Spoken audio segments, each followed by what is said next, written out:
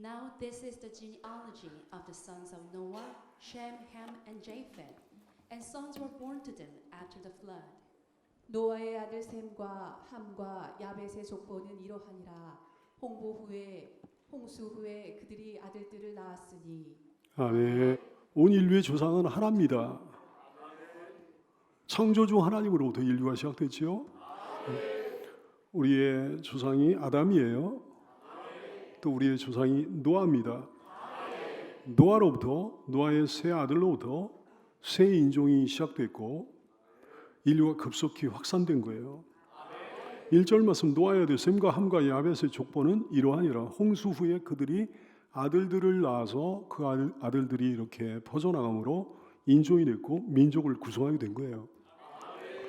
이 세 장소가 아주 가까이 있습니다. 에덴 동산, 그리고 홍수 후에 노아의 가족이 새로운 삶을 시작한 아라라산이요, 그리고 메소포타미아 문명의 발원지요. 이 세 장소가 비슷한 곳에 있어요. 가까이 위치하고 있습니다. 거기서부터 각 족속과 각 민족이 사방으로 퍼져나갔던 거지. 처음에는 당연히 모든 사람들의 모습이 비슷했지요. 하지만 각기 이주 정착한 곳의 지리적인, 기후적인, 풍토적인 영향에 따라 인종으로 나뉘어진 거예요. 민족이 나뉘어진 거예요. 그러나 근본적으로는 모든 사람들이, 온 인류가 노아에게서 비롯된 한 혈통이죠. 하나님 말씀 얼마나 놀랍습니까? 인류가 나뉜 기원을 알게 되는 거예요. 인종의 시작을 알게 되는 거예요. 각 민족과 각 나라의 기원을 알게 되는 거예요. 어떻게 해서 인류가 곳곳에 흩어져 살게 됐는지 우리가 알게 되는 거지. 고고학으로 알 수 없습니다. 인류학으로 잘 알 수 없습니다. 오직 성경으로만 명쾌하게 뚜렷하게 알 수 있는 거죠. 하나님 말씀대로 퍼져나간 거예요.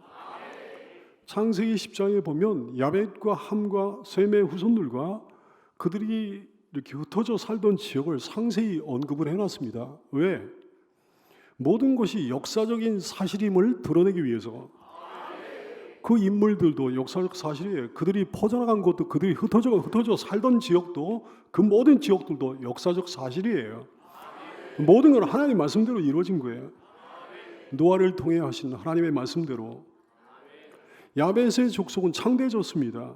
함의 후손 가운데 가나안 족속은 특별히 종의 종이 됐습니다. 셈의 후손들은 영적인 복을 받아 누렸습니다. 하나님 말씀대로 어떻게 된 거예요? 2절부터 5절까지는 야벳의 후손들에 대해 말씀을 합니다. 4절에 걸쳐서 말씀을 하고요. 20절까지는 함의 후손들, 15절에 걸쳐서 말씀을 합니다. 31절까지는 셈의 후손들에 대해서 11절에 걸쳐서 말씀을 합니다. 창세기 10장은 이렇게 맞춰지게 되는 거죠. 32절, 이들은 그 백성들의 족보에 따르면 노아 자손의 족속들이요, 홍수 후에 이들에게서 그 땅의 백성들이 나뉘었더라. 하나님의 말씀대로 퍼져나간다 이게요. 노아의 세 아들, 그 세 자손들, 크게 보아 이제 세 인종이죠. 노아의 세 아들 그 자손들이 어디로 퍼져나간 겁니까? 그림에 보면 이렇게 퍼져나갔어요. 야벳의 족속은 북서쪽으로 진행해가지고 유럽 쪽이 됐습니다. 함의 자손은 남진했어요. 그래서 아프리카 족속이 됐어요. 셈의 자손들은 소아시아 중동 지역에 머물거나 아니면 동진을 해가지고 아시아족이 됐습니다. 노아의 세 아들로부터 70개 민족으로 나뉜 거예요. 오늘 본문에 나온 종족의 수가 70입니다. 개인으로 언급된 니무롯을 제외하고 정확히 70명이에요. 70명이 70종족을 이룬 거예요. 야벳의 후손 14, 함의 후손 30, 셈의 후손 26, 모두 해가 70이에요. 70개 종족이에요. 70이라는 숫자에는 어떤 의미가 있을까요? 7은 여러분이 잘 알고 있지만 하나님의 완전수입니다. 70은 전체를 의미하는 거예요. 출애굽기 1장 5절 말씀, 야곱의 허리에서 나온 사람이 모두 70이요 요셉은 애굽에 있었더라. 민수기 11장 16절, 여호와께서 모세에게 이르시되 이스라엘 노인 중에 네가 알기로 백성의 장로와 지도자가 될 만한 자 70명을 모아 내게 데리고 와 회막에 이르러 거기서 너와 함께 서게 하라 그랬어요. 오늘 70종족을 하나님께서 이렇게 두신 것은 온 인류의 기원을 이렇게 말씀하신 거예요. 온 인류의 기원은 하나님이십니다. 그리고 아담입니다. 그리고 노아예요. 하나님의 말씀대로 쫙 퍼져나간 거죠.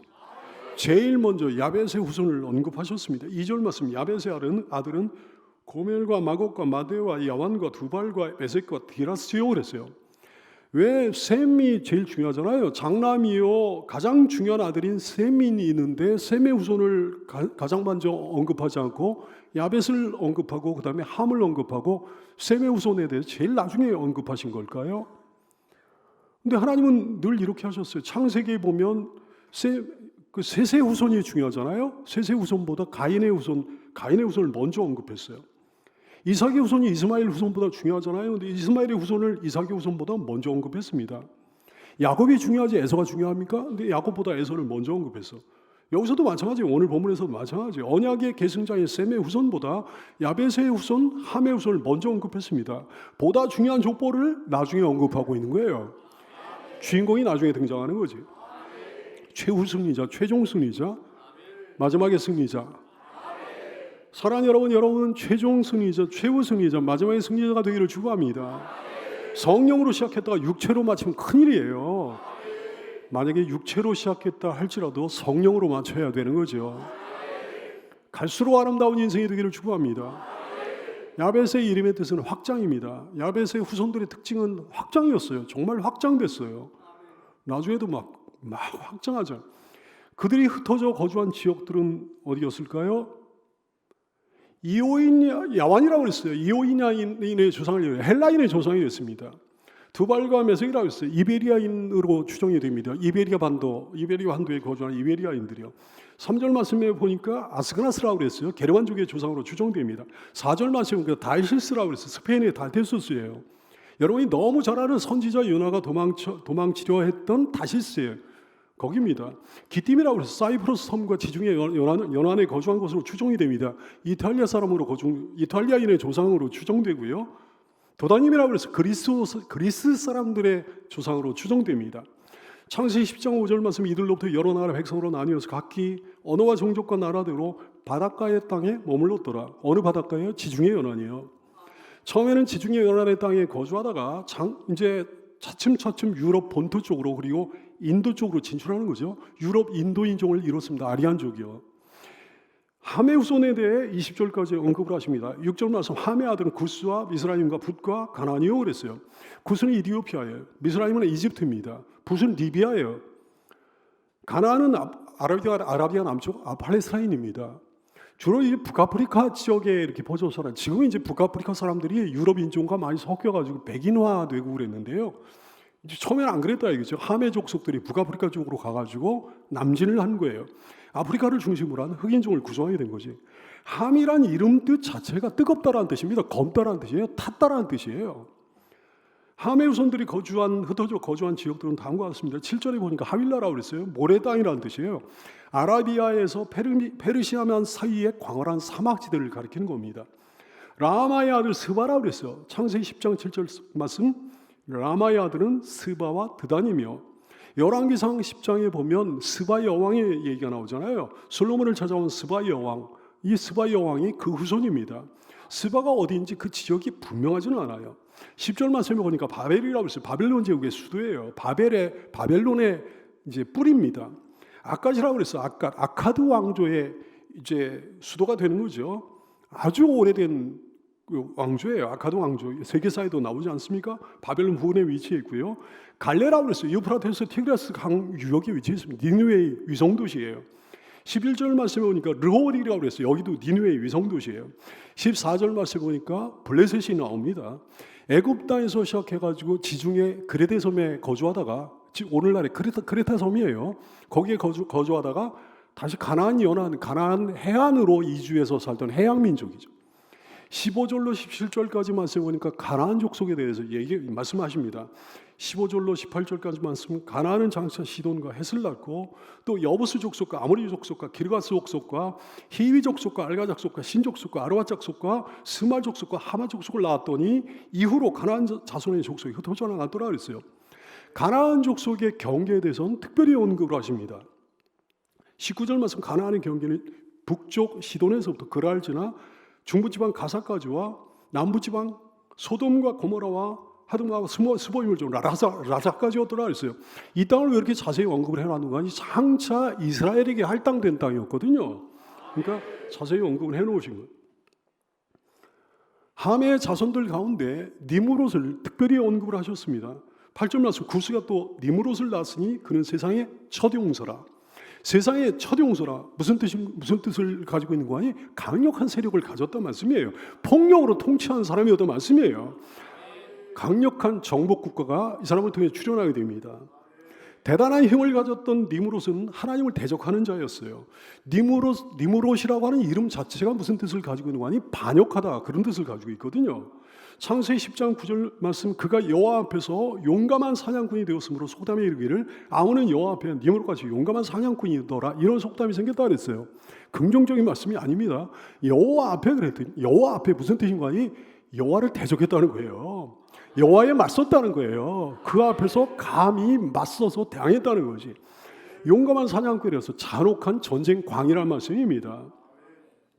11절 말씀, 니므롯이 그 땅에서 아스로로 나아가 니느웨와 로딜과 갈라와 그랬는데 함의 후손인 니므롯이 셈의 후손인 아스로를 공격해가지고 빼앗고 병합했다는 말씀이에요.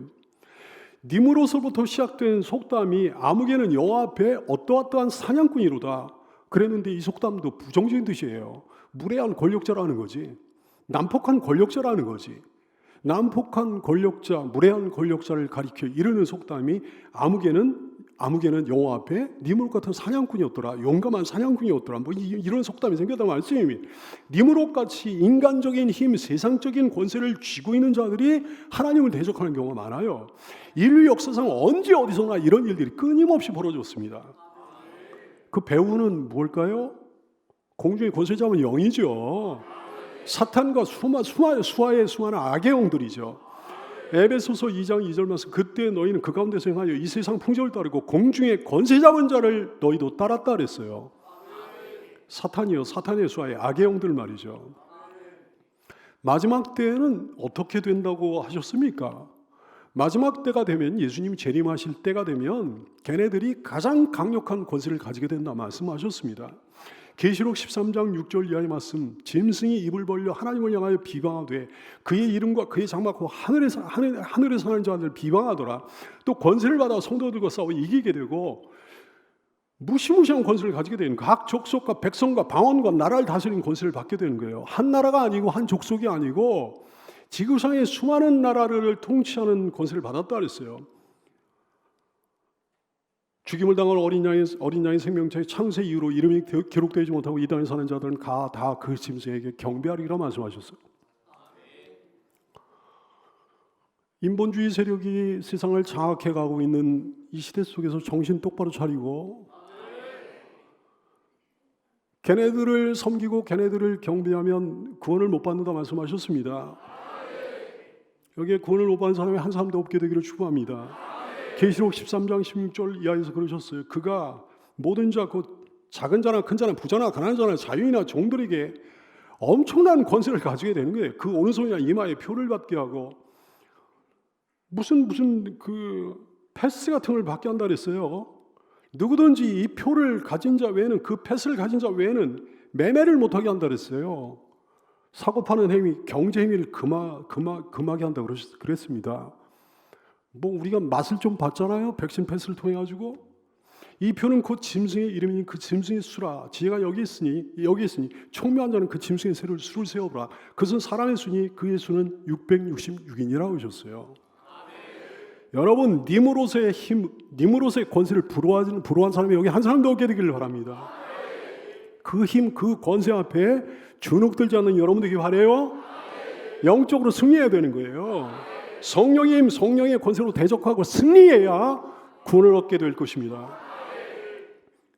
창세기 10장 10절 말씀, 그의 나라는 니므롯의 나라는 신할 땅의 바벨과 그랬어요. 이 사람 니므롯이 이제 다음에 나오는 11장 이후에 나오는 바벨탑 사건을 일으킨 주인공이었을 거예요. 이스라엘과 바벨론은 항상 대적 관계입니다. 이스라엘은 하나님의 나라잖아요. 하나님의 백성이잖아요. 이스라엘은 교회를 상징하는 거예요. 바벨론은 인간적인 나라입니다. 세상적인 백성입니다. 사탄의 나라예요. 사탄의 백성이에요. 계시록에도 보면 그랬어요. 마지막에 바벨론이 하나님의 예수님의 심판을 받아가지고 멸망하게 될 거다. 계시록 18장 2절 말씀, 힘찬 음성으로 외쳐 이르되 무너졌도다 큰 성 바벨론이요, 귀신의 처소와 각종 더러운 영이 모이는 곳과 각종 더럽고 가증한 새들이 모이는 곳이 되어도다 그랬어요. 이스라엘이 영적으로 충만해지면 바벨론이 찌그러듭니다. 이스라엘이 영적으로 패역하잖아요. 그럼 바벨론이 일어나가지고 이스라엘을 짓밟는 거예요. 예레미야 50장 17절 말씀, 이스라엘은 흩어진 양 신세라 그랬어요. 양이 흩어지면 뭐가 되겠습니까? 사자 밥이 될 거잖아요. 그 사자들이 그를 따두더라. 흩어진 양을 그걸 먹이 삼아가지고 그걸 잡아먹으려고 따르도다 그랬어요. 처음에는 아스루 왕이 먹고 다음에는 바벨론의 느부갓네살 왕이 이스라엘의 뼈를 꺾도다 그랬어요.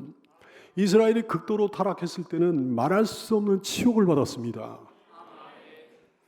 바벨론 왕이 예루살렘을 점령했잖아요. 예루살렘 성전, 하나님의 성전이요. 그 성전의 거룩한 그릇을 가지고 가가지고 지들 술잔으로 삼았습니다. 이런 치욕을 당했어요. 우리가 영적으로 패역하면 바벨론으로부터, 세상으로부터, 사탄으로부터 말할 수 없는 수모를 당하게 되는 거예요. 사랑하는 성도들 깨어있기 바랍니다. 살아있기 바랍니다. 정신 차리기 바랍니다. 신앙으로 살게 되기 바랍니다. 영적으로 충만한 여러분 되기를 축원합니다. 세상의 평가 기준으로 볼 때 니무롯은 정말 대단한 인물이었어요. 여러분, 세상적인 평가 기준으로 볼 때 여러분은 어떻게 평가될까요? 세 가지 평가가 있습니다. 먼저는 스스로의 평가가 있어요. 스스로 판단이에요. 자기가 자기 스스로를 평가하는 거예요.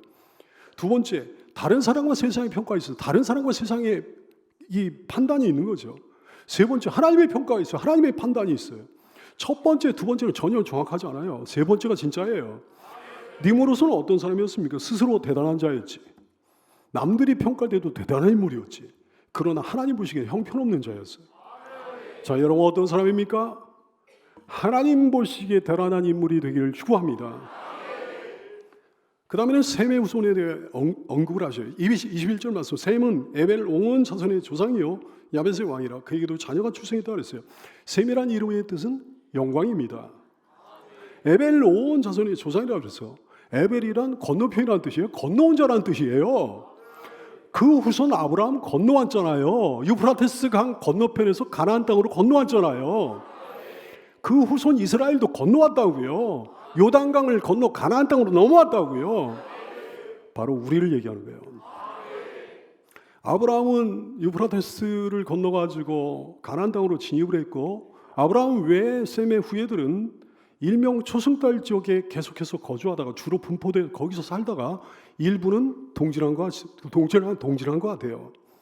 22절 말씀에 보니까 엘람에 대해 얘기가 나와요. 페르시아만과 카스피해 사이에 거주했던 종족이었어요. 이 종족은 뭘로 유명했는가? 활로 유명했습니다. 예레미야 49장 35절 만군의 여호와 이같이 말하노라 보라 내가 엘람의 힘에 으뜸과는 활을 꺾을 거다 그랬어요. 이 얘기는 여러분 심각하게 듣지 마십시오. 뭐 성경에 나오는 하나님의 말씀 아니니까요. 이 사람들 중에 엘람족의 일부가 극동아시아로 이동한 건 아닌가 뭐 이렇게 추정할 수도 있겠어요. 예로부터 동방의 군인들이 활 쏘기에 능했거든요. 우리 민족도 그랬고요. 몽골족도 그랬고요. 지금도 우리 민족이 뭐 양궁 같은 거 이런 거에 굉장히 능하잖아요. 그러니까 뭐 그렇게 뭐 얘기하는 사람도 있긴 있지. 이건 전혀 심각한 얘기가 아니에요. 아리랑은 알리랑이 원래 엘리랑이 아니겠는가 뭐 이렇게 추정해 볼 수도 있는 거죠. 엘은 히브리어로 하나님을 의미합니다. 엘리랑 하나님이랑, 아리랑 엘이랑 하나님이랑 고개를 넘어간다. 산맥을 넘어서 동방으로 진출하는 거지. 뭐 그렇게 보는. 우리 민족의 고래로부터 아바름을 좋아한 거 여러분 아시죠? 그래서 엘이 알로 이렇게 변한 거 아닌가? 뭐 이렇게 뭐 이거 심각하게 받으면 안 돼요. 그냥 재미삼아 들으면 되겠습니다. 아수르라고 그랬어. 아수르. 소아시아로 퍼져나왔습니다. 뭐 주전 2000년경부터 강력한 독립왕국을 형성한 나라죠. 민족이죠. 으룻은 소아시아 리디아 사람들 얘기하는 거예요. 아람은 다메섹 근처에 아람족을 얘기하는 거예요. 수리아 사람들입니다. 23절에 보니까 우스라는 얘기가 나와요. 욥의 고향이에요. 25절에 보니까 벨렉에 대해서 얘기가 나오면 창세기 10장 25절 말씀, 에벨은 두 아들을 낳고 하나 이름을 벨렉이라 하였으니 그때 세상이 나뉘어졌다 말씀하십니다. 홍수 이후에 한 100여 년 후에 태어난 사람이 벨렉인데요. 벨렉이라는 이름 자체가 나누다에서 파생한 이름이에요. 벨렉 당시에 바벨탑 사건이 있었다는 사실을 추정할 수 있는 거죠. 바벨탑 사건을 통해 가지고 나뉘어졌잖아요. 26절에 보니까 욕단이라고 해서 작다라는 뜻이에요. 벨렉은 아브라함계 조상이 된 것 같고요. 욕단은 아라비아 사람들의 조상이 된 것 같아요. 알못하시라고 그랬어요. 27절 보니까 또 우살이라고 얘기가 나왔어요. 오늘날의 예멘을 얘기합니다. 28절 말씀, 뭐 예멘 사람들이 지금은 이제 달라졌어요. 근데 처음에는 그쪽에 들어가서 그 사람들이 살았다 얘기죠. 28절 말씀에 보니까 모빌이라고 그랬어요. 오늘날의 오만을 얘기합니다. 고대 금산지로 유명했던 오빌을 말씀했어요. 창세기 10장 31절 말씀, 이들은 셈의 자손이 그 족속과 언어와 지방과 나라대로였더라 말씀합니다. 중동 지방에서부터 시작돼가지고 동으로 퍼져나왔던 거지. 이렇게 인종이 나뉘게 된 이유가 뭘까요? 그 어떤 공동체든지 여러분 하나일 수 있는 동기가 있습니다. 하나일 수 있는 동기가 깨지거나 파괴되거나 무너지면 나뉘게 되는 거예요. 자, 공동체가 어떤 공동체 하나일 수 있는 동기가 뭘까요? 크게 보아 세 가지가 있어요. 첫째, 신앙. 둘째, 사랑. 셋째, 문화예요. 첫째는 신앙이에요. 처음엔 노아의 가족은 신앙으로 하나였습니다. 신앙이 하나면 그 공동체 하나예요. 교회도 신앙이 하나면 하나예요. 가정도 신앙이 하나면 하나예요. 우리 교회가 한 신앙을 파수하기를 소원합니다. 여러분의 가정이 한 신앙으로 하나 되기를 축복합니다. 그 다음엔 사랑이죠. 처음엔 노아의 가족은 사랑으로 하나였어. 서로 사랑하면 그 공동체 하나예요. 교회도 마찬가지, 가정도 마찬가지. 우리 교회가 사랑으로 똘똘 뭉쳐있기를 소원합니다. 에베소 4장 2절 이하의 말씀, 모든 겸손과 온유로 하고 오래 참음으로 사랑 가운데 서로 용납하고, 이렇게 하면 사랑 안 할 수가 없잖아요. 평안에 매는 줄로 성령이 하나 되게 하신 것을 힘써 지키라. 그 다음에 문화입니다. 언어와 이념을 비롯한 문화 말이죠. 처음엔 노아와 노아의 가족의 문화는 하나였어요. 근데 사랑하고 용납하는 문화와 까발리고 정죄하는 문화로 나뉘어진 거예요. 갈라진 거예요. 그래서 나뉜 거죠. 문화가 같으면 그 공동체 하나예요. 교회도 마찬가지야. 가정도 마찬가지야. 우리 교회 한 문화 가운데 하나이기를 소원합니다. 세상 사람들과는 완전히 다른 언어와 세상 사람들과는 완전히 다른 이념, 그것으로 우리가 하나이기를 소원합니다. 성령의 언어와 성령의 이념으로 하나 되기를 소원합니다. 본래 하나였던 인종은 하나였습니다. 근데 그게 나뉘게 된 이유가 뭘까요? 하나이시는 동기가 깨지니까요. 그 동기가 없거나 무너지니까요. 그 어떤 공동체든지 이런 이유 때문에 나뉘게 되는 거예요. 아담과 하와도 그래서 분리된 거지. 아벨과 가인도 그래서 분리된 거지. 노아의 가족들과 그 외 사람들이 그래서 분리된 거지. 노아의 아들들도 노아의 후손들도 그래서 분리된 거지. 이제 우리 안에 이런 분리가 더 이상 없게 되기를 소원합니다. 민족과 나라 안에서도요, 신앙이 다르면 분리가 돼요. 사랑이 깨지면 분리가 돼요. 언어와 인형을 비롯한 문화가 달라지면 분리가 되는 거예요. 남북한이 분리되잖아요. 세대 간에 분리되고 막 계층 간에 분리되고 남녀 간에도 누가 분리를 시켜놨는지 분리가 되어버렸고요. 지역 간에도 분리가 돼요. 하나님 이 나라를 불쌍히 여겨주시기를 소원합니다. 가정 안에서도 신앙이 다르면, 사랑이 깨지면, 언어와 인형을 비롯한 문화가 달라지면 가정도 깨지게 되는 거예요. 여러분의 가정이 신앙으로 통일되기를 축복합니다. 더 사랑하기를 축복합니다. 주 안에서 하나의 좋은 문화로 빚어가기를 축복합니다. 기독교회 안에서도 마찬가지. 신앙이 다르면 분리돼요. 사랑이 깨지면 분리되는 거예요. 언어와 인형을 비롯한 문화가 달라지면 분리가 되는 거예요. 인본주의 교회와 신본주의 교회가 하나일 수 있겠습니까? 인본주의 교회와 성경적인 교회는 분리될 수밖에 없는 거예요. 인본적인 교회는 교회가 아니에요. 인본주의 바이러스를 하나님 몰아내 주시기를 원합니다. 우리에게 영적 청정지대가 되기를 소원하는 거죠. 말씀으로 무장된 영적 청정지대가 되기를 소원합니다. 신앙이 나뉘면, 사랑이 나뉘면, 언어와 이념이 나뉘면 영원히 나뉘게 되는 거예요. 한쪽은 천국으로, 한쪽은 지옥으로요. 신앙과 부신앙 때문에 나뉘게 되는 거지, 영원히. 참된 신앙과 가짜 신앙 때문에 영원히 천국과 지옥으로 나뉘게 되는 거죠. 여러분, 참된 신앙으로 우리가 함께 천국 가기를 소원합니다. 사랑 때문에 나뉘게 돼요. 사랑이 있으면 천국에 가게 되고 사랑 없으면 지옥에 가게 되는. 하나님 사랑합니까? 주님을 믿는 사람이 주님을 사랑하지 않을 수가 없는 거예요. 내가 주님을 믿는다고 하면서 사랑을 안 한다면 주님을 믿지 않기 때문에 사랑 안 하는 거지. 하나님 사랑하는 사람과 사랑하지 않는 사람이 영원히 나뉘게 되는 거예요. 형제를 사랑하는 사람과 형제를 사랑하지 않는 사람이 영원히 나뉘게 되는 거예요. 왜? 형제 사랑이 하나님 사랑이거든. 하나님 사랑하는 사람이 형제를 사랑하지 않을 수는 없는 거거든. 요한일서 4장 20절 이하의 말씀, 누구든지 하나님을 사랑하노라고 그 형제를 미워하면 이는 거짓말하는 자니 보는 바 그 형제를 사랑하지 않은 자는 아니하는 자는 보지 못하는 바 하나님을 사랑할 수 없느니라. 우리가 이 계명을 주께 받았나니 하나님을 사랑하는 자는 또한 그 형제를 사랑할지니라 그랬어요. 하나님을 사랑하지 않는 자 지옥으로 갈 거예요. 그 형제를 사랑하지 않는 자 당연히 지옥에 갈 거예요. 사랑하는 존귀한 성도들이여, 하나님 사랑하기 바랍니다. 형제를 사랑하는 여러분 줄로 압니다. 문화 때문에 영혼이 나누게 되는 거예요. 언어와 이념 때문에 영혼이 나누게 되는 거예요. 언어와 이념은 곧 그 사람의 정체성이거든요. 언어와 이념은 곧 그 사람이에요. 어떤 사람의 언어가 그 사람이에요. 어떤 사람의 이념이 그 사람이라고. 신앙은 문화가 되는 겁니다.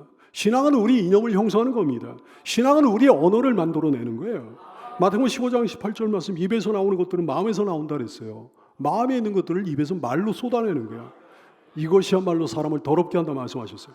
계시록 16장 13절 말씀, 또 내가 보면 개구리 같은 새 더러운 영이 용의 입과 짐승의 입과 거짓 선자의 입에서 나왔다 그랬어요. 더러운 영이 뭘로 나왔다고요? 말로 나왔다고요. 짐승의 말로, 용의 말로, 거짓 선자의 말로 나왔다고요. 여러분 무슨 이념을 갖고 삽니까? 어떤 말을 하고 삽니까? 여러분의 이념이 성경적인 이념으로 완전히 달라져야 되겠습니다. 여러분의 말이 그리스도인의 언어로 완전히 달라져야 되겠습니다. 천국 갈 이념이어야 되는 거지, 지옥 갈 이념이면 안 되는 거예요. 천국 갈 말이어야 되는 거지, 지옥 갈 말이면 안 되는 거지. 무슨 생각을 하든 주께서 하십니다. 여러분의 모든 마음을 주님이 아십니다. 여러분의 모든 이념을 주님이 아십니다. 여러분의 무슨 말을 하든 주님이 다 들으십니다. 천국과 치환을 갖고 사는 여러분 되기를 축복합니다. 천국 갈 말을 하며 사는 여러분 되기를 바랍니다. 그렇게 나뉜 인류를, 그렇게 나뉜 자들을 하나 되게 하시려고 예수님이 세상에 오셨습니다. 할렐루야.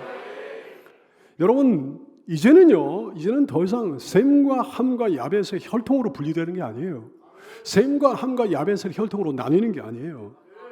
에스겔 18장 21절 말씀, 하나님의 마음이 나와요. 그러나 악인이 만일 그가 행한 모든 죄에서 돌이켜 떠나 내 모든 율례를 지키고 정의와 공의를 행하면 반드시 살고 죽지 아니할 것이라. 그 범죄한 것이 하나도 기억함이 되지 아니하리니 그가 행한 공의로 살리라. 주 여호와의 말씀이라. 내가 어찌 악인이 죽는 것을 조건인들 기뻐하냐. 그가 돌이켜 그 길에서 떠나 사는 것을 어찌 기뻐하지 아니하겠느냐. 이것이 우리 하나님의 마음이에요. 셈의 후손이라고 구원받습니까? 천만의 말씀.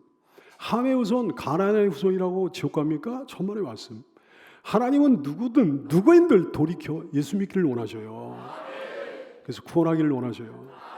누군들 돌이켜 믿기만 하면 구원 얻을 수 있어요. 살 길을 마련해 놓으신 주님이십니다.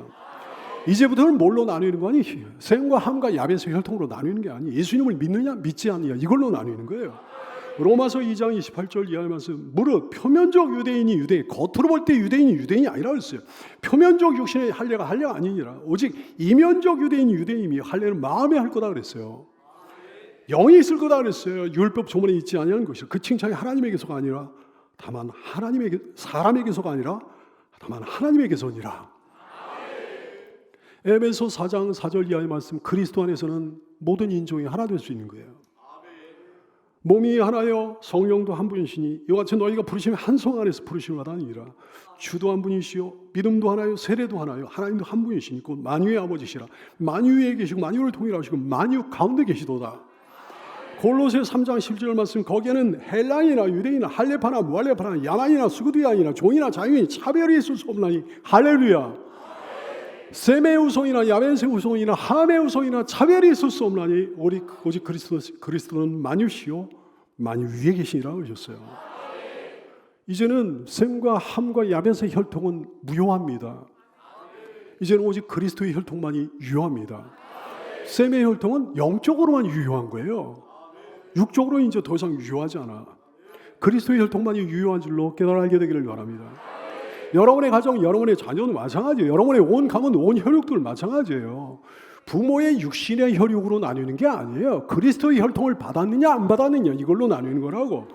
오직 이걸로 나눌 수 있고 오직 이걸로 하나 될 수 있는 거예요.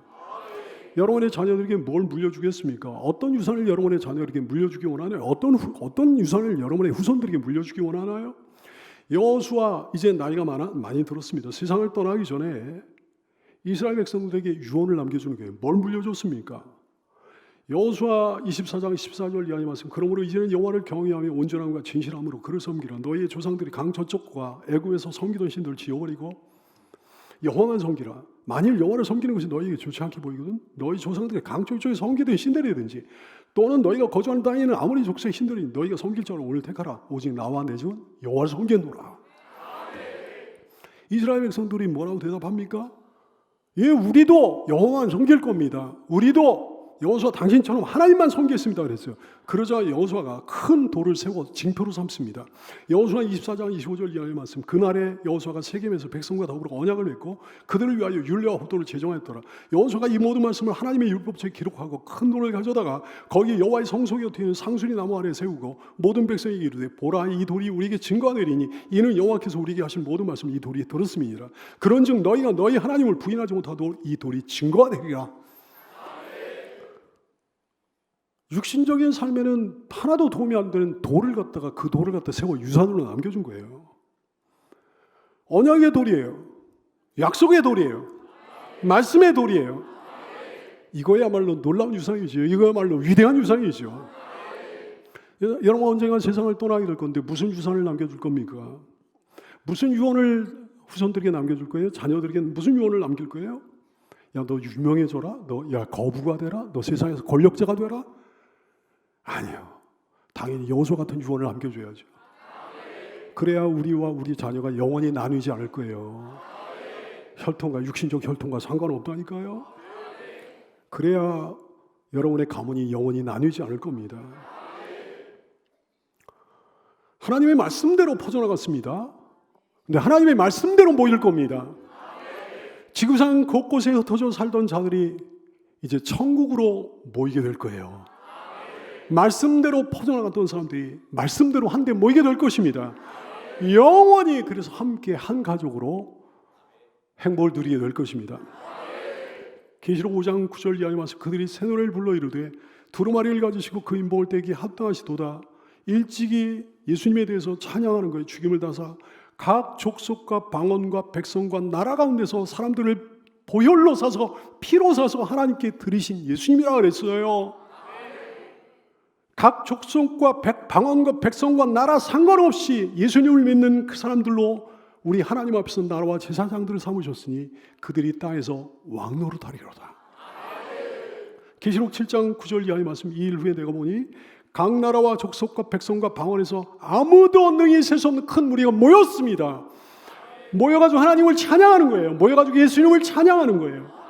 흰 옷을 입고 손에 종려가지를 들고 보좌 앞과 어린 양 앞에 서서 모든 민족이 모든 인종이 큰 소리로 외쳐 이르되 구원하심이 보좌에 앉으신 우리 하나님과 어린 양에게 있도다.